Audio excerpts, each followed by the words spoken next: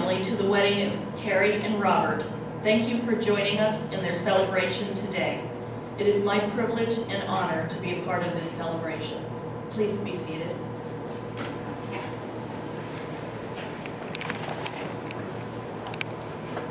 Marriage is a commitment to life, to the best that two people can find and bring out in each other. It offers opportunities for sharing and growth that no other human relationship can equal.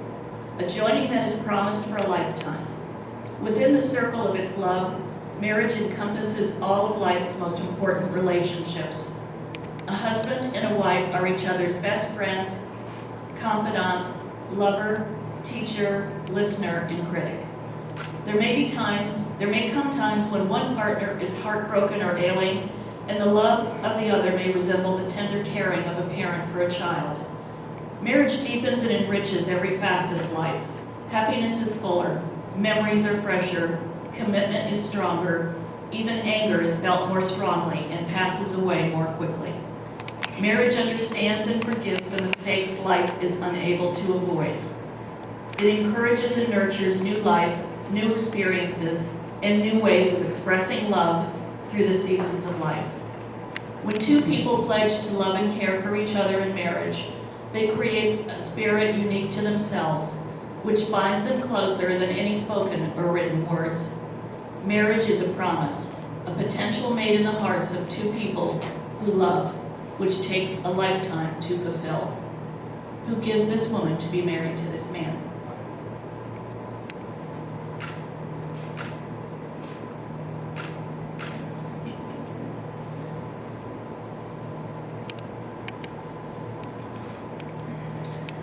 Oh, look, I think we have some special guests arriving.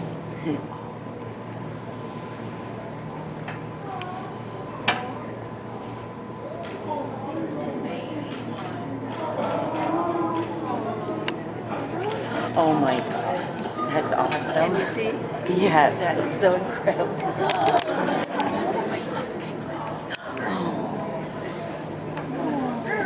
I think it's the groom walking and the bride was being carried.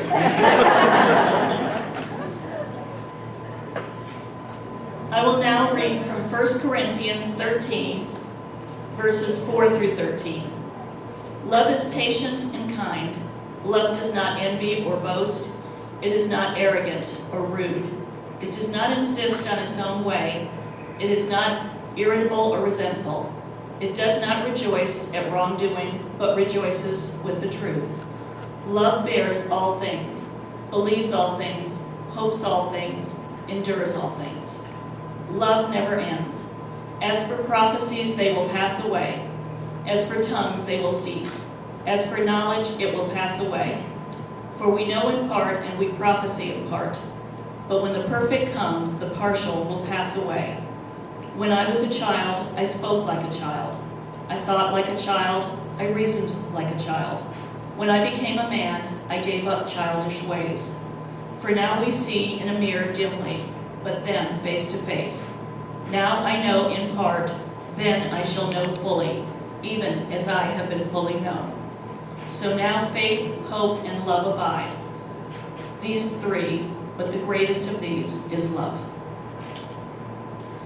Robert and Kari, we celebrate your marriage here today. We celebrate the love that grew between the two of you until you finally decided this is it. We don't want to live separate lives. We want to become one family.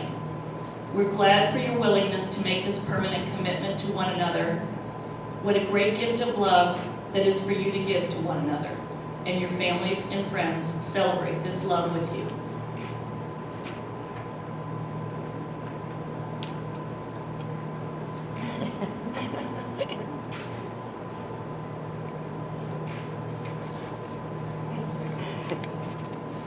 A husband and wife should bear each other's joys, sorrows, and burdens and hope. As you enter marriage, you are cultivating a new life together. The elements of consideration, love, and tenderheartedness should be planted for a lifetime. So Robert and Kari, I charge you to love one another with a deep, abiding love. The vows you are about to take are to bond you for a lifetime. Robert, would you repeat after me, please? With this ring, I, Robert, take you, Kari, to be my wife. Before God, our family and friends, I offer you my solemn vow to be your partner in good times and bad, in joy and sorrow. I promise to love you unconditionally, to support you in your goals, and to honor and respect you for all the days of my life. That's the ring.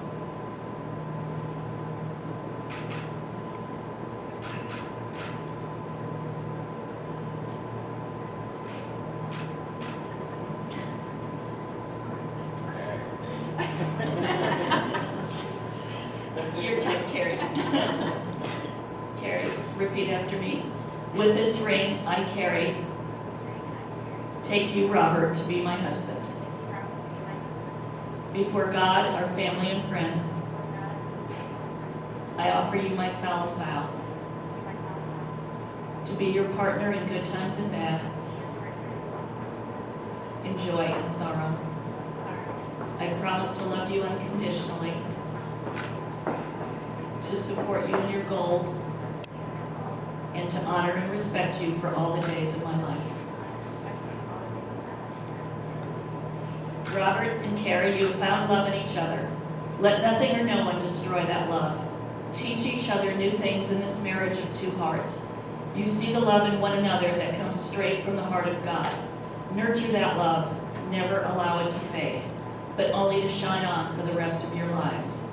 Now that you have pledged your devotion and faithfulness before God and this company, I pronounce you husband and wife by the authority of the state of Florida.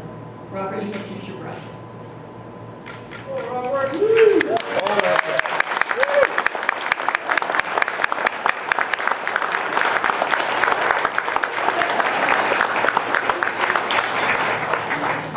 May your marriage bring you all the exquisite excitement marriage should bring. And may life grant you also patience, tolerance, and understanding. May you always need one another, not so much to fill your emptiness, but to help you know your fullness. A mountain needs a valley to be complete. A valley does not make the mountain less, but more.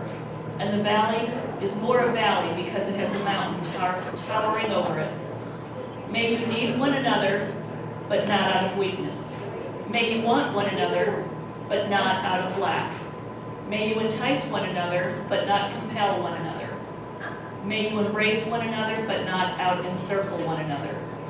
May you succeed in all important ways with one another and not fail in the little graces.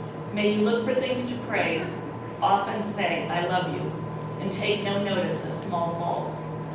If you have quarrels that push you apart, may both of you hope to have the good sense enough to take the first step back. May you enter into the mystery, which is the awareness of one another's presence. No more physical than spiritual. Warm and near when you are side by side, and warm and near when you are in separate rooms or even distant cities. May you have happiness, and may you find it in making one another happy. May you have love, and may you find it loving one another. And now, may the God who has given you the miracle of marriage guard your future and fill the days with joy, happiness, and hope with each other and the God of holy marriages. Go in peace and love. It's my very great pleasure to introduce to you Robert and Kari Stanford.